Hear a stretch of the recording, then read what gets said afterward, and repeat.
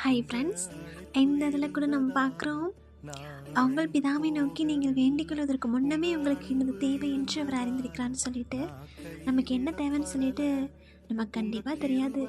நம்ம நினைக்கிறோம், நமக்கு வந்துட்டு இந்த பொருள் இருந்தால் நல்லாயிருக்கும், இல்லை எனக்கு இந்த ஜாப் இருந்தால் நல்லாயிருக்கும், எவ்வளோ சேலரி எக்ஸ்பெக்ட் பண்ணுறோம், இந்த இவ்வளோ சேலரி இருந்தால் லைஃபுக்கு நல்லாயிருக்கும்னு சொல்லிட்டு நிறைய விஷயங்கள் இது எனக்கு நீடாக இருக்குது, லைஃபுக்கு தேவையாக இருக்குது அப்படின்னு சொல்லிட்டு நமக்கு தோணலாம். ஆனால் ஆல்ரெடி வசனம் சொல்லுது, உங்களுக்கு தேவை என்னதுன்னு சொல்லிட்டு அவர் அறிஞ்சிருக்காராம். அப்போ நமக்கு தேவை என்ன, நமக்கு நீடபிலிட்டி என்னன்னு சொல்லிட்டு ஏசப்பாக்கு தெரியுமாமா. அவர் பார்வையில் நமக்கு என்ன தேவைன்னு சொல்லி அவர் அறிஞ்சிருக்காரோ அதை நிச்சயமாக நம்ம லைஃப்பில் கொடுப்பாரு. நம்ம தேவைகள்லாம் இந்த உலகத்துக்குரியதாக கூட இருக்கலாம், ஒரு சில டைம்ஸ் நம்ம ஸ்பிரிச்சுவலாலும் யோசிக்கலாம். ஆனால் நமக்கு உண்மையாக நம்ம லைஃபுக்கு என்ன தேவைன்னு சொல்லிட்டு ஏசப்பாக்கு தெரியும்.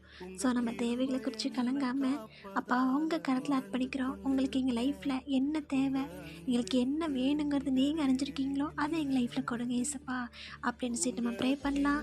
எதுக்கு ஒரி பண்ணாமல் இருக்கலாம். ஏசப்பா எல்லா காரியத்தையும் பொறுப்பெடுத்துக்குவார்.